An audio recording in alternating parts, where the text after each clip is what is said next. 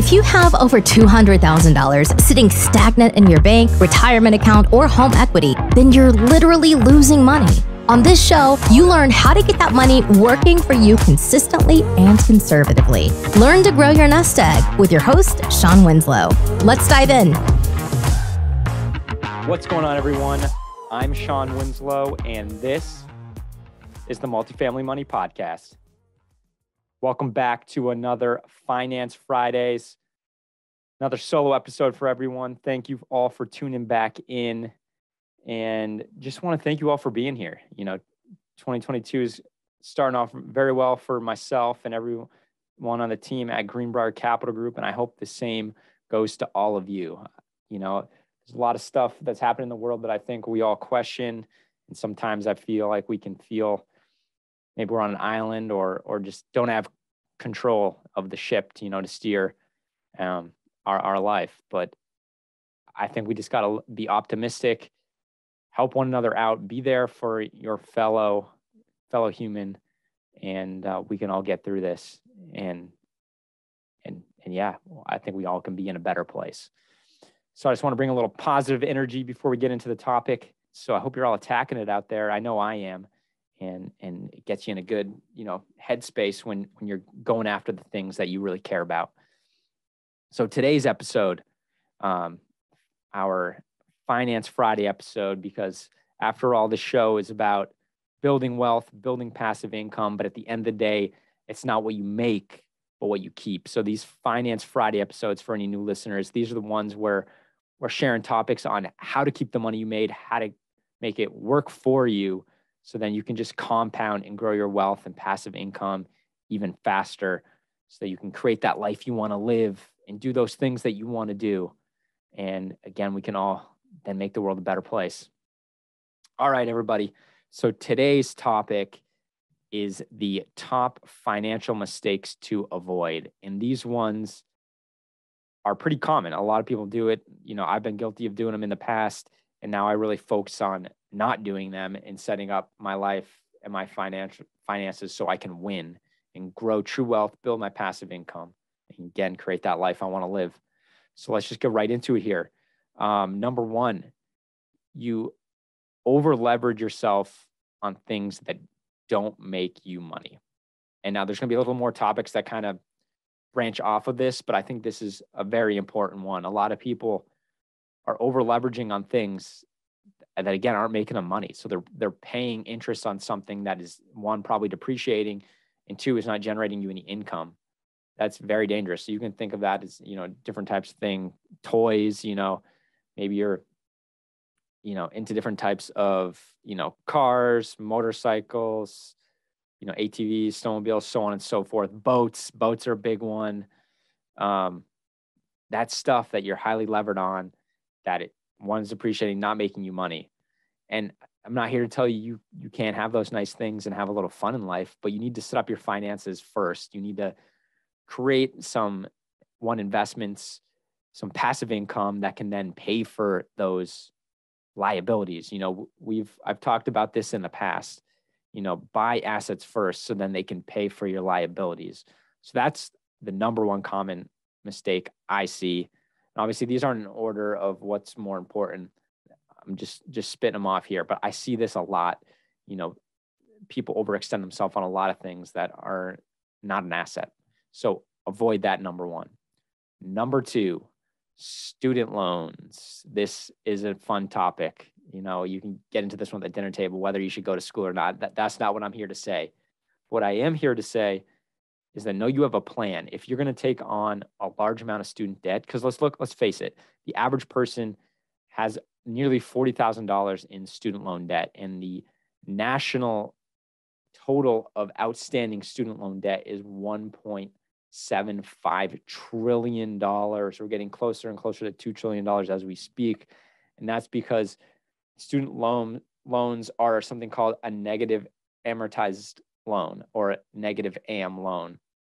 What that simply means is that oftentimes your payment does not cover the entire principal for that given monthly payment, meaning that what is not covered is then deferred and passed on to the next payment And then what happens is a compounding effect, and it grows and grows and grows. And that's why the student loan debt is growing 7 times faster than our national debt is, which is staggering because we all know how crazy our national debt is growing. So for student loans, in my humble opinion, if you're going to get a student loan, you want to do the research and make sure if you're taking on this debt, this like say $40,000, what's your return on investment? Are you actually going to be able to secure a job that one is going to pay well and then pay well in the long run, continue to grow to pay that off? Obviously, you have, doctors, anything in the medical profession, engineers, some mathematicians and finance. Now that makes sense, right?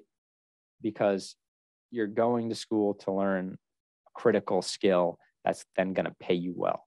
But as my dad always used to joke, if you're going to school to get a degree in basket weaving, that's going to pay you $30,000 a year, if that, for the rest of your life. And you're taking on 40, 50, 60,000. Some people even take on $100,000 or more worth of debt.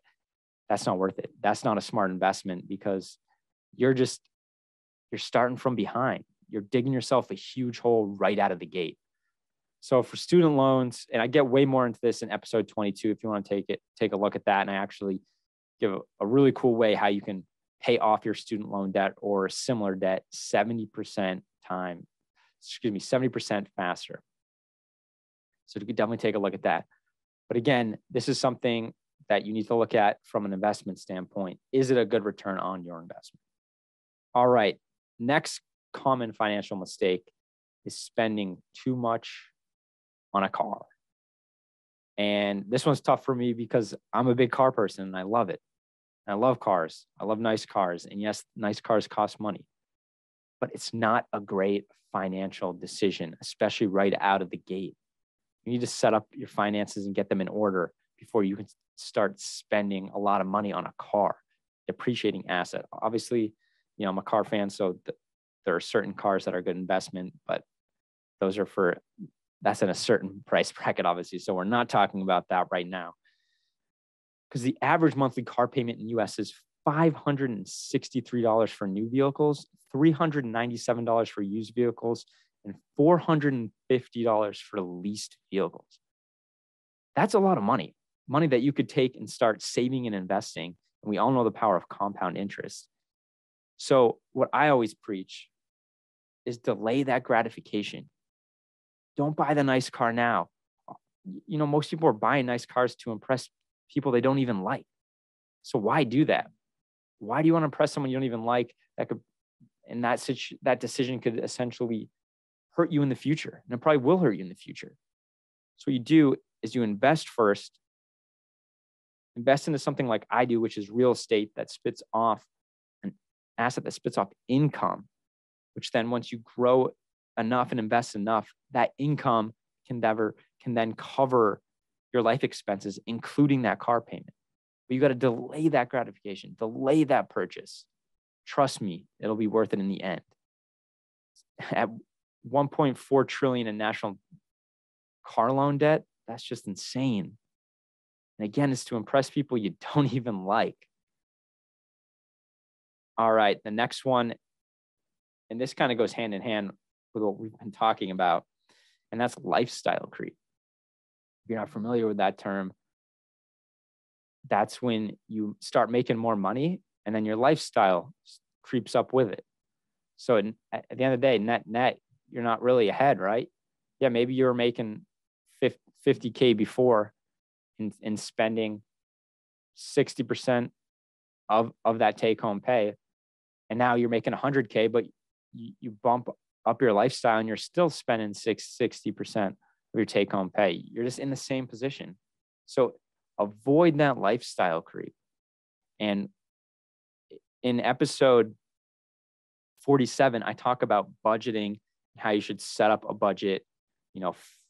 50% of your take-home money should go towards needs and wants. 20% should go towards saving, and 30% should go towards investing. And that's going to change over time, right? As you start making more, that saving investing numbers should go up. So avoid that lifestyle creep, really budget, because at the end of the day, if you're not tracking your finances, that's super important, because if, just like anything, if you're not tracking it, then you can't manage it. And if you can't manage it, then you can't improve it. So you really need to be tracking. And like I mentioned, episode 47, I use a tool called Mint to track all my transactions, all my expenses, all my budgets, and I set my budget up there. So avoid that lifestyle creep. I know that's hard because you start making more money, start feeling a little more comfortable. You want to buy some nice things. I'm not saying don't ever treat yourself, but don't make it the norm. You know, treat yourself every once in a while, not all the time. All right, the next mistake I've seen plenty in my career, especially when I was working for an investment firm, and that's not investing early. People think, oh, I don't need to invest in my 20s. Some people even say, I don't even invest in my 30s. Let's just have fun. I'll wait to do that later on. Let's just have fun. I only live once. The old YOLO expression, right? That's not cool. That's not smart. You're just setting yourself up for failure. I've seen people reach out. I've heard of people reaching out to their advisors in their 40s and I hope not. I've heard even sometimes 50s. Hope like, hey, can you help me? I don't have anything. I have like $1,000 saved. If that's a bad situation to be in. Always invest early. We know the power of compound interest. I just want to give you a little illustration here. There's two investors, Jack and Ashley. Jack starts investing at age 21, invests $2,400 every year, but stops contributing money at age 30. So the total amount contributed over that time period is $21,600. All right. Ashley, on the other hand, starts investing at age 30. So essentially, 9 years later, invests the same $2,400 every year. She contributes money until 67 years old. So a total of about, 37 years. Total amount contributed for her was $91,200. Now, both of these are based on the S&P 500 average, that 20-year average. So guess who has more? So Jack, again, only contributed a total of $21,600, but started at 21 years old, whereas Ashley invested $91,200, but started at 39 years later. Well, Jack has a total portfolio value of $2.5 million, and Ashley has a total portfolio value of $1.4 million.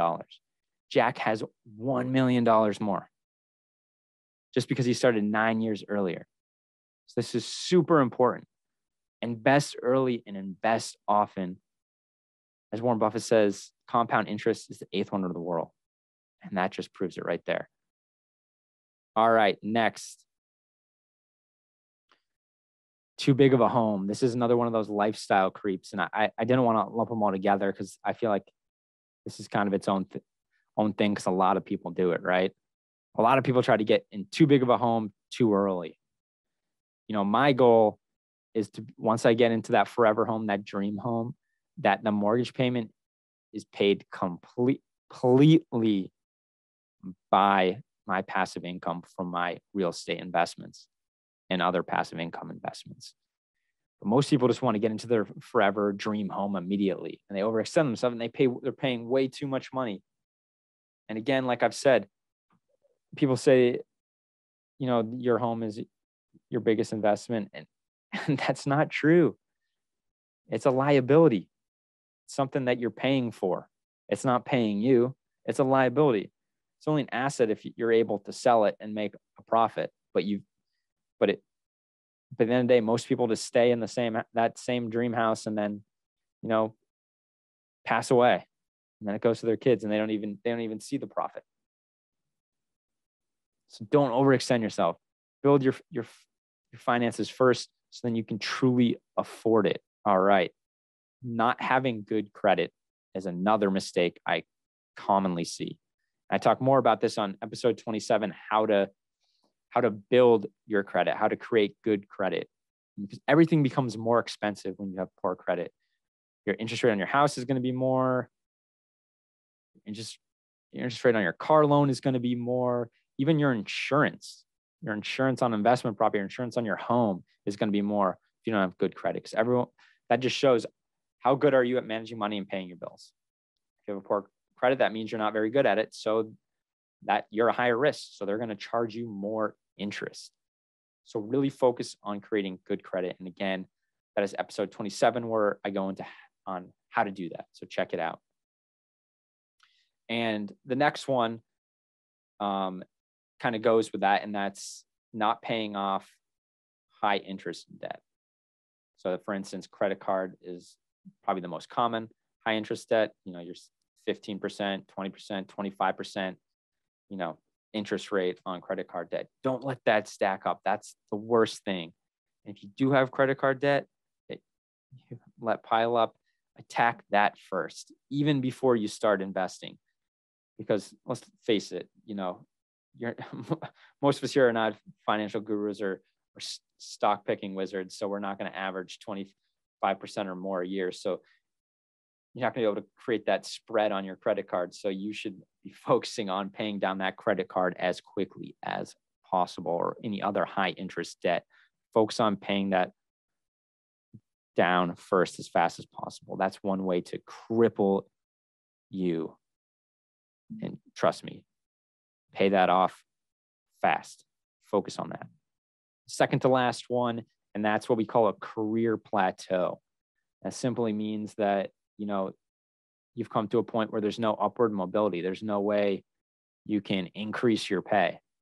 And, episode 49, which we recently had, talk about, how to get a pay increase, how to get that promotion and pay increase, right? Actually, I digress, not necessarily a promotion, but how to get a pay increase, because that's important. You got to keep increasing your pay, because historically inflation has increased a lot faster than income growth. So you need to be able to combat that. And another way to do that too is find ulterior sources of income, alternate streams of income. Maybe that's from rental property. Maybe that's from being passive in a business. There's plenty of options out there to do that. But, you really do not want to get to a career plateau. So check out episode 47, go into how you can get a raise. All right, last one. Common one is when people do not make money while they sleep. And what I mean by that is creating some source of income that's truly passive, that's going to pay you even when you're not trading time for money. So you're 9 to 5, right? You're trading time for money. You're only going to get paid when you are working, right? So that's trading time for money. But truly passive is when you're not trading time. It's, you made an investment in something, it's going to then pay you as long as you have that investment. And that's very important. That's a common mistake that I see most people don't do. They just work 9 to 5 for their whole career, and they put money in the market. Hopefully they started early, but if not, it's even worse. They don't have a source of income that's going to generate while they're sleeping.